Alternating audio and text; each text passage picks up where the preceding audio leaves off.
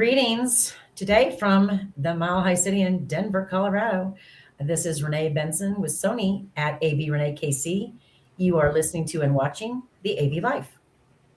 Hey, James King here. You are watching and listening to the AV Life.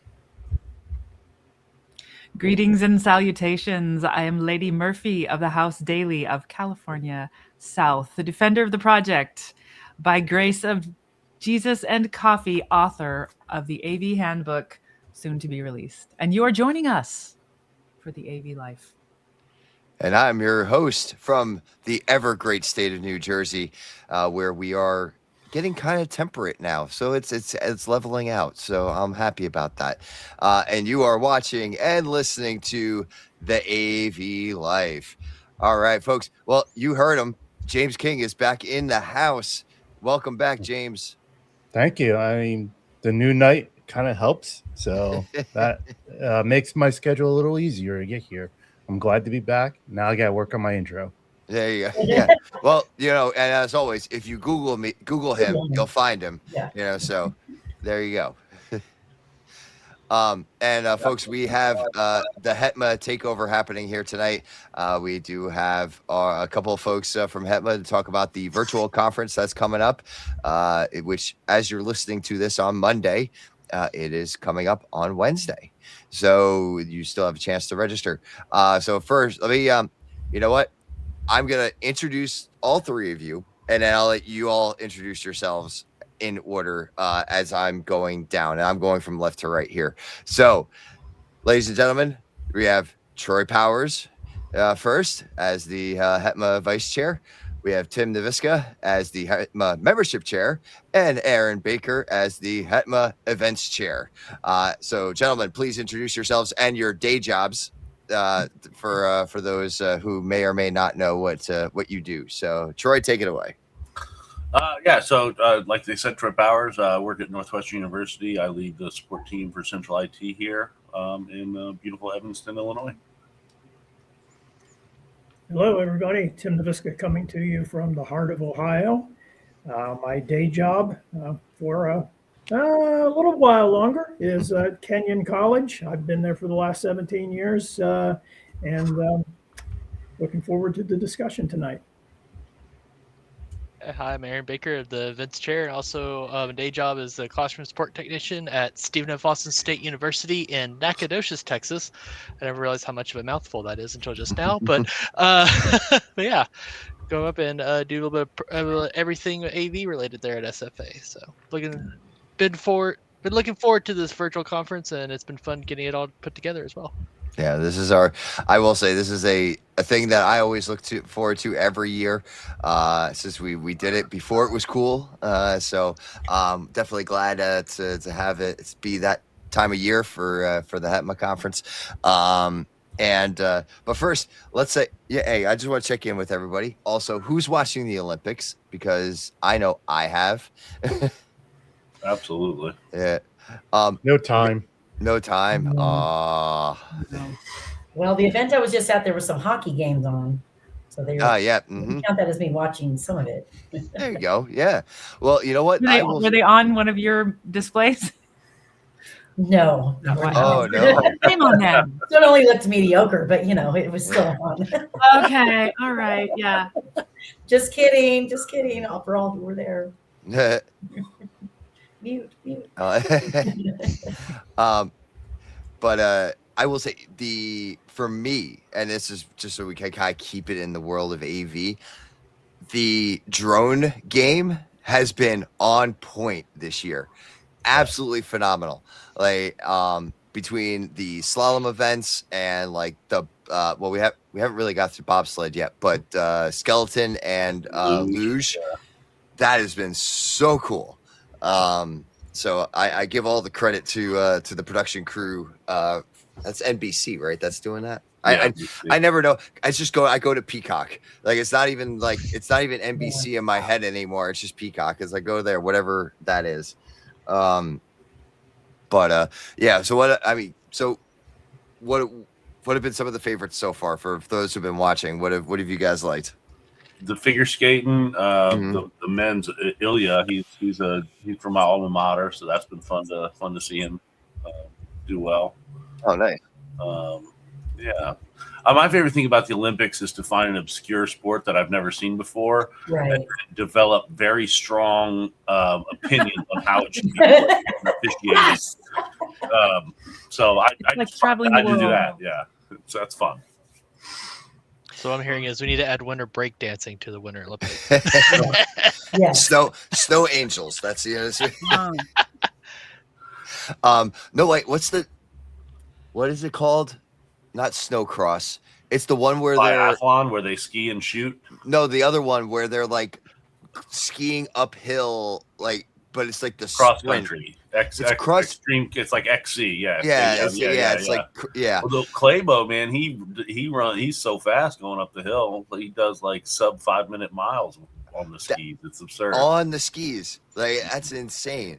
And I was listening to a comedian today, actually, and I don't remember what the comedian's name was, but and I've heard this before. It's like we need like an average Joe to do all of the different events, so we have like a benchmark of like this is how incredible that is. Because I mean, you say 5-minute mile, and that sounds fast, but like to really know, like that'd be cool, I think. So and ladies and gentlemen, Chris Kelly is in the house from the HETMA Advisory Board Chair. How are you doing, Chris? Oh, maybe. Uh-oh. Oh no. Oh no, he's here. Maybe he just doesn't like you. Apparently, yeah. He's just taking us out. He was having technical difficulties. He was texting with me to let me know what's going on. So well, hopefully he figures those out. Well, in the meantime, if you're on YouTube, you could see Chris's face here. He's here, but he's not here. But cool. Any other highlights from anybody before we dive into the HETMA conference? Any you know what? I'm actually, well, I would go to Chris, but I can't. Troy, you want to give us a little ISE recap from the HETMA perspective before we move in? Sure. Yeah. So, I mean, it's a great show. We, we were out there in force this year because we were at 2 conferences at the same time. ISE this year bought an EdTech conference, and it was too late to co-locate them. So we had a booth over there, and we had a booth at ISE in Hall 2 as well. Real busy. The EdTech, it's about 2,000 people show up over there, and it's a 2-day show. And then, obviously, Infocom, or excuse me, ISE, they announced about 93,000, somewhere around there. Yeah. And it feels every bit of that 93,000, until Friday when it feels like there's 1,000 people in the whole thing and they all work there. It's crazy how, I get why they do 4 days, but the 4th day is just not attended by anyone. So I don't know what's going on there. But no, it was a great show. We had a lot of great conversations, met a lot of great folks from higher ed across the globe. And just really excited to see the new members kind of roll in as as time goes on beyond the show. Yeah, and I don't know, is it common knowledge about our numbers right now, Troy? I think technically we have broken the 10K. We broke the 10K mark. Yep. Yeah. So wow. Yep. Yeah. There was a cryptic tweet sent out.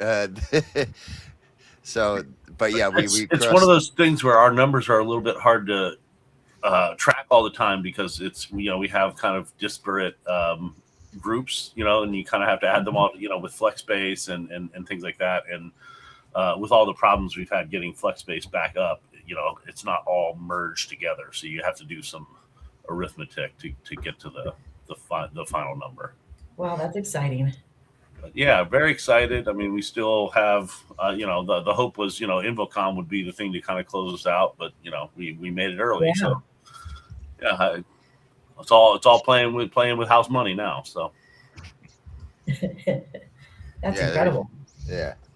So that's I was really excited to hear that, because it kind of like, for at least from my perspective, it kind of crept up and like boom happened, because like we were just talking, like I think at the end of December, that like we weren't really close, but yeah. So to hear that we've now crossed over it is pretty awesome. Absolutely.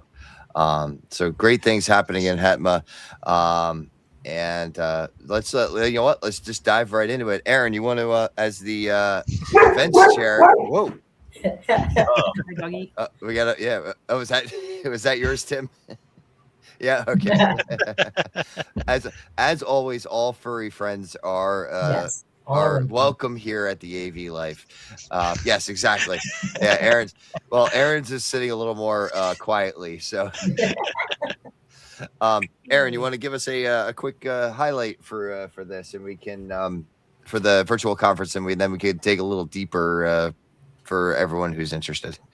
Yeah, so this year's theme for our conference is based, kind of play on that road to 10K. It's basically, our month for HETMA is kind of like pit stop, take it, kind of by yourself, so whatnot. But so our theme, kind of based on that, is still taking the pit stop, try to do that not self-learning, but kind of learn more, get more of that professional development, all that done together. So we got some collective ideas for some interesting topics, and a lot of our peers to go out and present for us this year. Mm-hmm.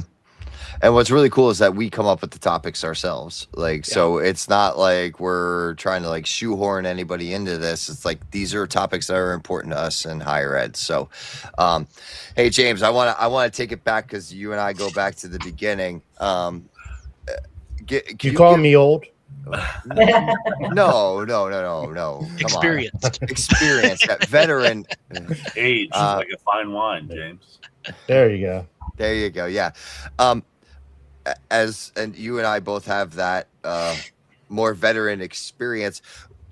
Over the years, what has your experience been with the HETMA conference? Because I know also I got you on a short period of time, so I want to make sure I get something out of you. My experience with the HETMA conference, the virtual conference, is, in my opinion, it's one of the better ones out there, because the chat is what takes it to the next level. There's so many great SMEs. I mean, there's so many great conferences out there. ISC has them, Infocom has them. You name them, they have them. They're regional. They're all over the place. But I've never seen a conference where the audience gets so involved. And HETMA virtual conference is like that. I have seen many sessions I jumped on where, the panel brings up like one slide and they're like, oh, throw this out, and we just go off what the conversation is. And you learn so much from that room.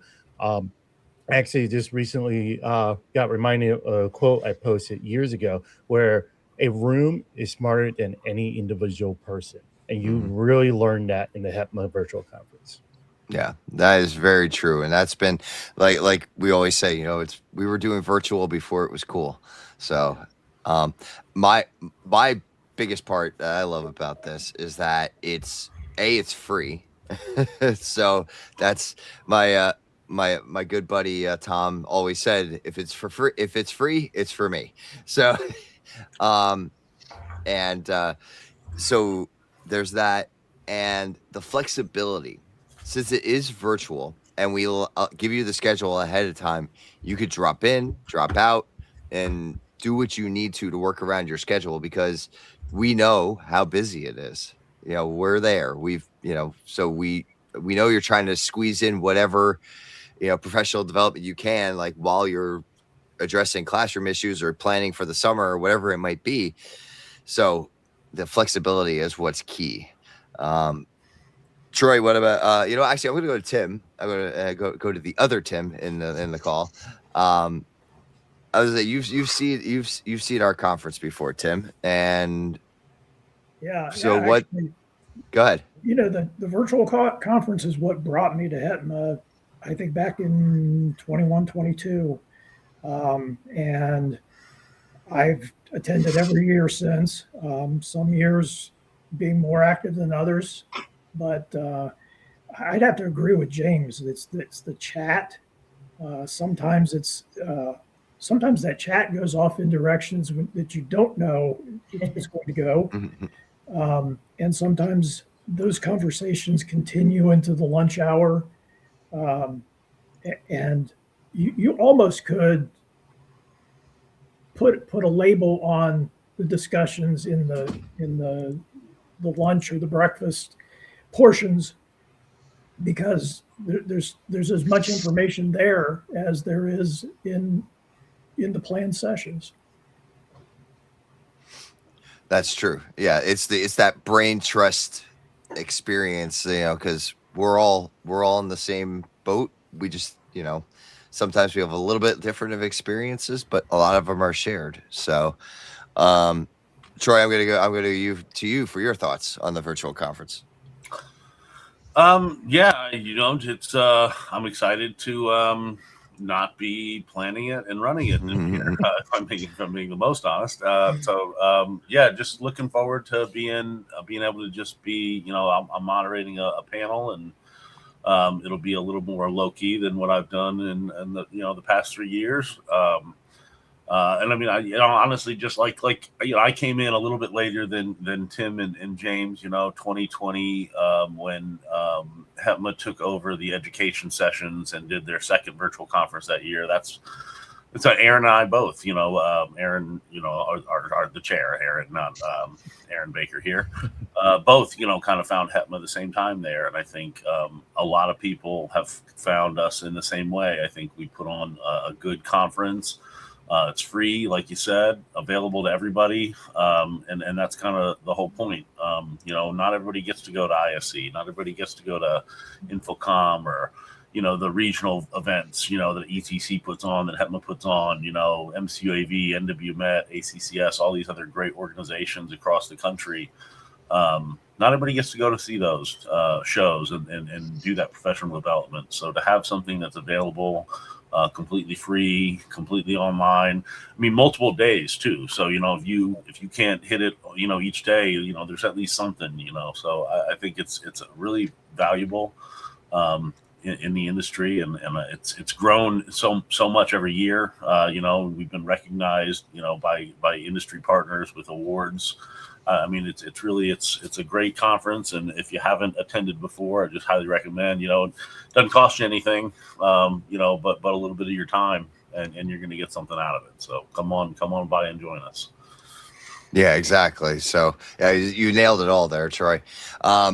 And actually, I've just brought up the schedule. So, and yeah, it is a solid day. Like every day is a solid day from the 18th through the 20th. We start off with breakfast each morning, whether it's just a little bit of a welcome, or just kind of getting everybody warmed up and getting into that mindset, getting ready for the start of the day. And then we have some great keynotes, Aaron, right? Yep. And we kick off day one with our illustrious chair, Aaron Ma Moran, and we get our state of HETMA. So it's always a good time to hear about how we've been doing over the last year. Talk about what the future's looking like. And do you want to, Aaron? Do you want to go over some of the the specific panels that we have? Sorry, that word escaped me for whatever reason. So.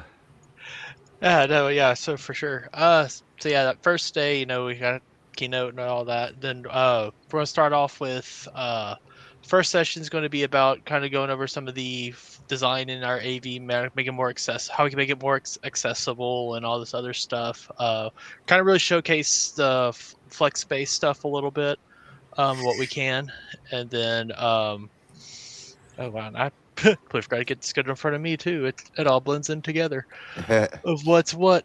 Yeah, let's see. Then we go into really testing my knowledge here. Let me pull it up there. And sorry, I should have given you a little bit more heads up on it. I was going to go to you about that. So that's a host failure there. Joe would have made fun of me right now for that. So Yeah, you would. Well, Joe makes fun of everyone from anything. So Yeah. why Aaron is working on bringing that up so he can talk on it. Another thing I would like to bring up about the HETMA virtual conference, I feel, is it's a conference where at least when I was an attendee, I've never felt talked down to or talked at. It was more of engaging, like we talked about the chat, people get involved.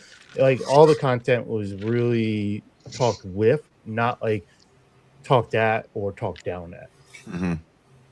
Absolutely. I think that's kind of has a lot to do with how we when I came in and took over running the virtual conference after the 2021, I was very surprised to find out, that we didn't call for presenters, and that we just worked as a group and said, hey, what do we want to learn about? And then, that was the great shock to me is, oh, now I have to go find these people. That's great. But it works so well because it's something you have in your mind because you sat in a group and you said, hey, let's learn about this. So it's something you've been thinking about for, in some cases, weeks and months, and it just leads to, I think, some really great conversation that doesn't happen otherwise. Mm-hmm. Yeah, and like even when we come up with a topic, it's like, hey, we know that one person is really good on that topic. Why don't we put that topic down, see if we can nail that guy in. And kind of getting ahead, but I know that's kind of how we got our second keynote, Byron Terry with next about talking about the AI stuff. So yeah, super glad we were able to net him in for on the Thursday. Yeah, Yeah. the other T day.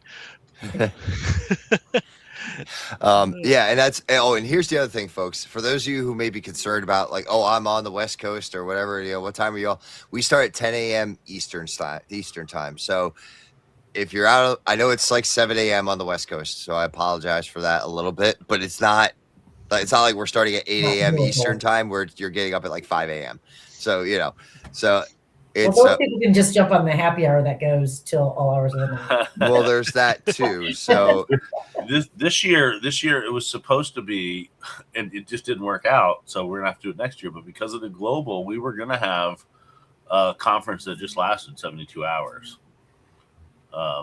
where the Europeans would start it, and then we would pick it up during their happy hour and keep going.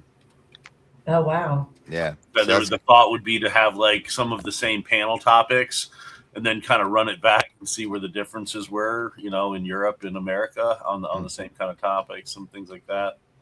Didn't work out, obviously. Next year, maybe. Yeah, that's good. Some exciting stuff. And that's, I will say that one of the things I've also loved is that as the years have gone by, the conference has evolved and evolved and evolved to consistently meet the needs of higher ed. It is way different now than it was 7 years ago when we did our first one. It's like, so we've come a long way but still giving that great content. And yeah, I'm looking forward to 24-hour HETMA conference or 72-hour HETMA conference. It's funny because if you hear Joe talk about it, he'll talk about it as a 72-hour happy hour. Well, we're talking about it as a 72-hour conference, and he just keeps getting stuck on the happy hour part of it. No, well, I mean, He just wants that record for the longest happy hour. yeah. So, Yeah, I love well, it. yeah. I mean, really, if you're up in He the just morning, wants everyone to be happy. yeah, if you want to add a little Kahlua to your coffee in the morning, then you just continue that way. Yeah, everyone's just gonna have to work from home for those 3 days. No one's going into the office. But Funny. But yeah, so for this year though, yeah, Aaron, I kind of pulled you away from that. Now you're good. So as you were talking about Thursday. See, now I can't even get the days straight. Well, technically we're still on Wednesday, so. Oh, so there you go, Wednesday. Yeah, you jumped ahead to Thursday, and yeah, so. No, So one Wednesday. camera, there we go. Yeah, so yeah, then so like our other session, we're coming up like some of the things overcoming some of the challenges to have in higher ed AV. Like maybe it's a budget reason, maybe it's infrastructure reason, maybe it's just even trying to source equipment in general. So we got a good panel coming up on that. And then, like you mentioned, AV changing drastically throughout the last few years. Next, our third third and final topic for Wednesday is about AV over IP, and that's really has taken off in the last couple of years. So we want to make sure we had something on AV over IP as well. So and that pretty much wraps up the first day. Second day, we're another technology that's been changing in the last few years that we're starting off after our lovely keynote over AI is Wi-Fi based cloud-based assistive listening devices. Going to try and we got panelists there because we have some that have some really strong opinions about it and some that don't. So, or strong opinions for it and strong opinions against it. So it'll be interesting to see how that panel is going to get lined up from what I've been told today. I'm sorry to ask probably a stupid question, but a listening. So this would be for someone who is in need of like if they were hard of hearing or had that hearing assist, like hearing it, so some of them so many directions that could go. That makes a lot of sense. Okay. So if it's through their device, if there's manufacturers who create transmitters and receivers and all the so there's different options for that. So continue, Aaron. Yep, and then let's see. After that, we're going to talk about focusing on how to optimize that perfect configuration. Don't piecemeal too much, but don't piecemeal too little.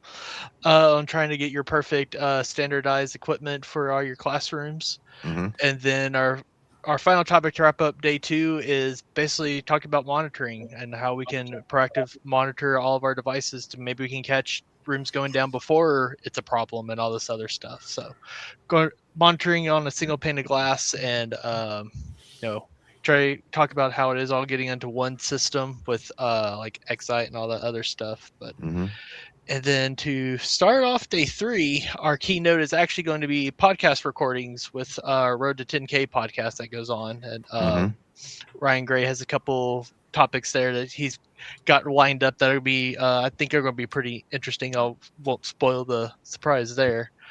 And then we'll start off after the keynotes. We're going to talk about some data analytics, how we can use our data analytics of whether it's our room usage, the equipment usage, whatnot, that drives our decision for deciding when to upgrade, what to upgrade, and if we really need to buy that new equipment or just go ahead and phase out the equipment if it's not really getting used at all. Then we have about digital whiteboards and the faculty who refuse to use them, as the title is called. So we got a panel together that's going to talk about their pros and cons of what they've learned about trying to get transitioned over to digital whiteboards or some type of interactive displays in classrooms to get rid of the actual physical whiteboard in the room and all that and all the challenges with that.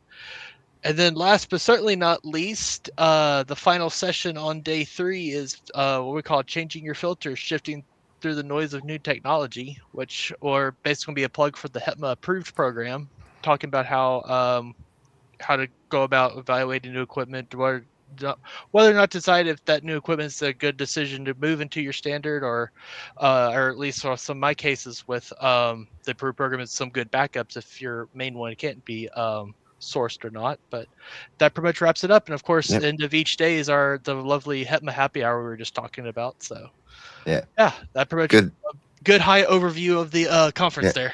Yeah, if you want more information, obviously, like, join the HETMA community. It's out there. The full schedule is out there with the time slots, so that way you don't have to like try to jot all this down, because if you're listening to us in the car, please don't write and drive your car at the same time. I cannot stress that enough. Like, don't do that. This is recorded. You can just rewind. Yeah. Yes, exactly. Yes. Pause. Don't endanger yourself. Pause and rewind. Actually, if you go to YouTube, you can watch it and then, get those clicks and view times in for us. That would be helpful too. Check out YouTube. Like and subscribe. Like and subscribe while you're there. Oh yeah, it's a nice hat. It's a very nice hat. Reasons to go check out the V of the AV world. There you go. Yes. So yeah, and again, it's free. So you sign up at hetma.org, join for both the conference, join the community while you're there. It's always a good time, just like you heard from everybody here. So Any other thoughts regarding the conference, Tim or Renee? You've popped into a couple, haven't you, over the years? I do. That's what I like about it, being that you can pop in and pop out if you got to, Yeah. if you get on a call or a call comes in and you've got to jump off, but there's always something to jump into. So, I'm there too with everybody else with the chat and just learning what people are saying. Part of what I do daily is listen to challenges and try to help overcome those. Right. So to hear what you guys deal with, and to hear it from the UNLVs of the world and the Northwesterns and the Rutgers of the world and the community colleges, and whatever the challenges from, and be able to take some of that information back, as a manufacturer partner and go, hey, here's what I'm hearing on the education vertical, or here's some advice that I've, maybe some issues that they're having that maybe we can offer some advice, or we have a solution that can help them, or we have a partner, we have a lot of really nice alliance partnerships that maybe we have somebody that we partnership with that we can offer that advice back to y'all. So It's a great event. I mean, I know it's a lot of work, and but I do love being able to jump in and jump out and see my friends and have coffee and then work and then have a drink later. Yeah. It's a good event. Exactly. So cool. Sorry, I had a total brain fart there. It's been some long days lately, and because so thank you guys for that, by the way, for all about that information. Any other parting thoughts about the conference before we move on? I'd just say that if you are a HETMA member or if you've been to the conference before, certainly come back, invite your friends. Somebody who hasn't been to the conference before and would benefit from it. Certainly invite them to come along, join HETMA. There's no reason not to, as you said several times this evening. It's absolutely free, the conference and membership in HETMA. So, and if you do find that we do record the sessions. So if you do, now here's the caveat to that. You don't get the chats with that. So if there's a topic you really were interested in, you're not gonna be able to make it, you could always catch the recording afterwards, but you're not going to get the chat out of that. So make sure you register, catch it in real time. Really, I'd rather see everyone be part of the chat and everything like that and be present in that moment. I know we're all busy, but if you could take your time and focus on what's happening, that'd be beneficial to everybody. So, wow, I really sounded like a dad right there.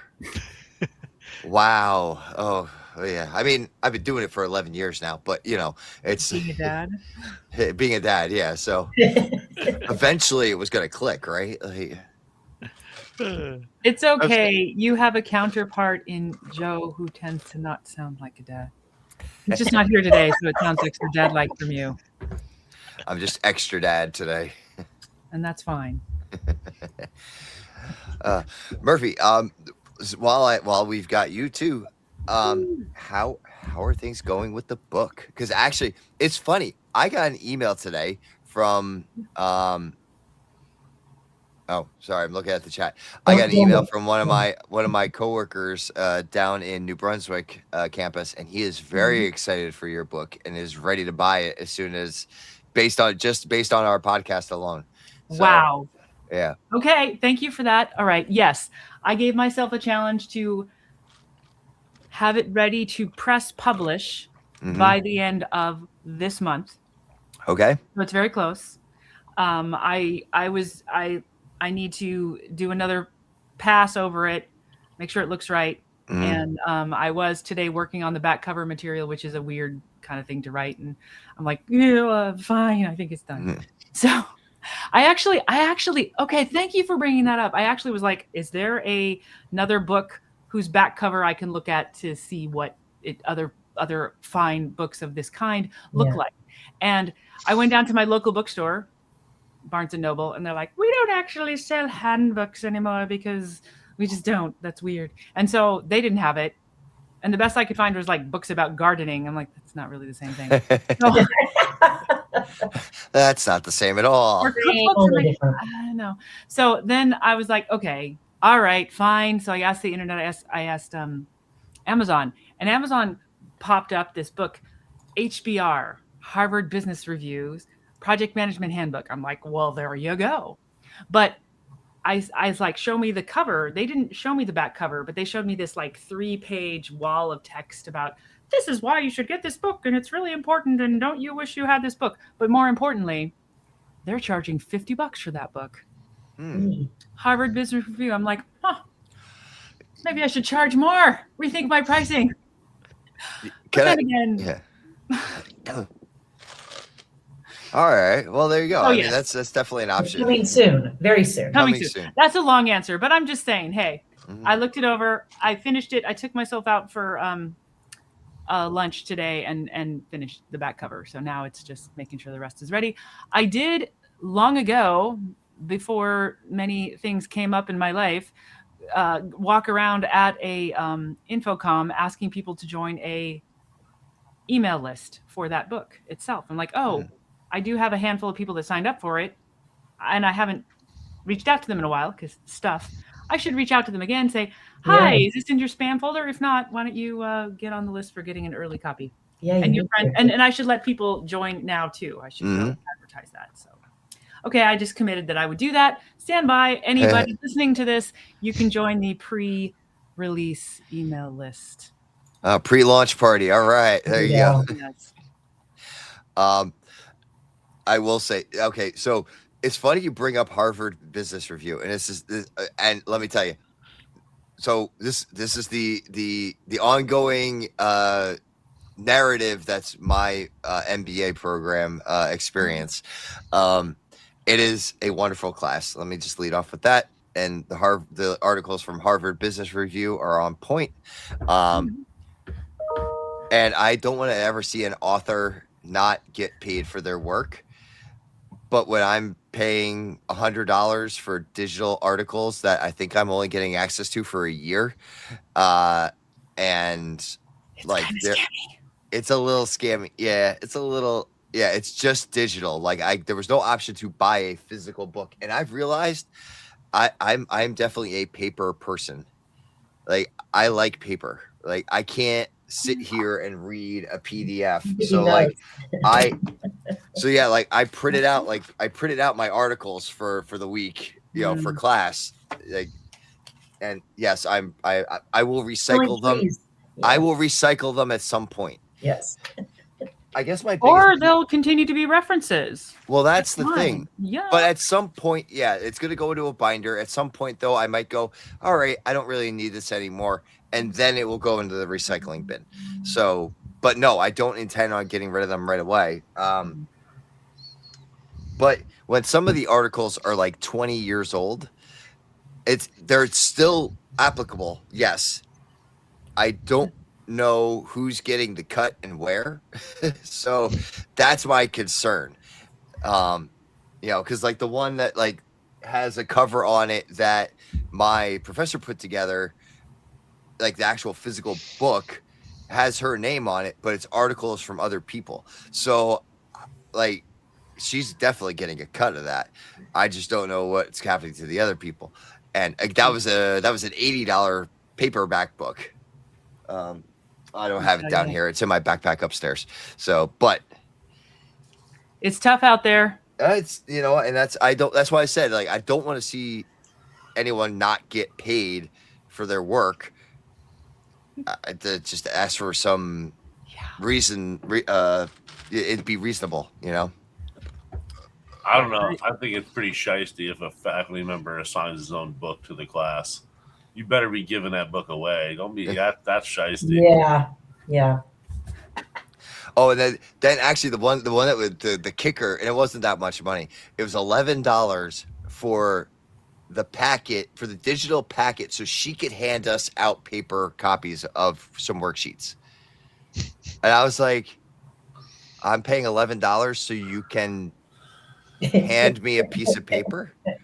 That's so nice. I bet it's so weird. I bet you that's not her thing. It's like the department won't pay for it. Probably is something like that, but it's through one of the publishers, like online. So that's the weird part. So it's got to be for like copyright or something like that for the articles. Like I can only like a usage fee, but you know, $11 times 35, like, you know, it's for the 35 students in class, you know, it's not terrible, you know, a little cash on top of whatever you're getting paid to be teaching a graduate level MBA class. So yeah. Anyway, that's my rant. That goes around. That will not be my thing. I want my book to be used by those. In fact, I think I put a dedication dedicated to AV professionals doing their best. So I will do my best to help you all with this book. And it'll be great when you get to hold it too, not just these special advanced editions that my crew members have. Yeah. So, we'll make sure we get the we'll get the word out from Murphy. We got the go to HETMA.org, sign up there for the virtual conference. That's your best bet to get register for that, and you'll join the community and you'll be part of that. So, and as always, it's through Zoom, so it's all something we're familiar with. All right. Whew. Well, that was a lot of information in 41 minutes. Virtual conference. The ground. And I can't believe it's already here. Like, I feel like we just did this specific show. I mean, yeah, it was a year ago, but it doesn't feel like it was a year ago. Well, I can't believe we're hearing about ISE that already happened, you know? Yeah. They're already back. Yeah. But Yeah, I still think InfoComm was a few months ago. and it's going to be in a minute. We're going to blink and it's going to be here again. So. Yep. Yeah, and that's that. There's gonna be a whole slew of things coming out for InfoComm. So, you know, keep an ear out for that. Higher Ed AV Media is gonna be doing a ton of stuff. So, you know, make sure my recommendation, it would be to bookmark higheredev.com and have that available to yourself. Make sure that, you know, that's like the first thing you have pop up, and you'll get all the information you need from there. So, and that's articles, that's podcasts like myself, AV-IT Amplifier, Brave Space, Brave. Oh, what's her other one? Oh, crap. I'm sorry, Britt. Uh-oh. So many more. Troy Story's on there. The Troy Story. Yeah, there's the Troy Story as well. And you know, and then also the Higher Ed AV podcast is also there, the one that started it all for us. And clearly, obviously, you could also catch the AV Life there as well. And once a month in the AV Super Friends. So, and there you go. Yeah, Troy's got a sticker. That. That's awesome. I got to get that sticker at InfoComm. Me too. I'm jealous. Yeah. Yeah, well, we were just talking. That's funny. We were just talking about that at our monthly meeting. So there'll be more stickers every time you see us. So make sure you stop by wherever HETMA is. There'll be stickers for all of our podcasts and all of our online material. So, well, I think we'll call it from there. So my recommendation again, also, folks, when you finish with this podcast, unless you've done it while you're sitting there listening to us, register for the virtual conference right now before you forget, because we all do that. So do what you need to and do that. Troy, Tim, Aaron, thank you so much for hopping in here, guys. I really appreciate seeing you. It's unfortunate we couldn't get Chris. I guess his technical difficulties. Thanks for trying. Yeah, thanks for trying, Chris. And he was with us for like a good start there, and then all of a sudden it just like boom. Like I was like, oh no. So, and we're glad to see James back here today. Renee, Murphy, thank you as always for hopping in. Glad to see you all. I think that'll about do it for us here tonight. So thank you so much for listening in. And as always, until our next adventure.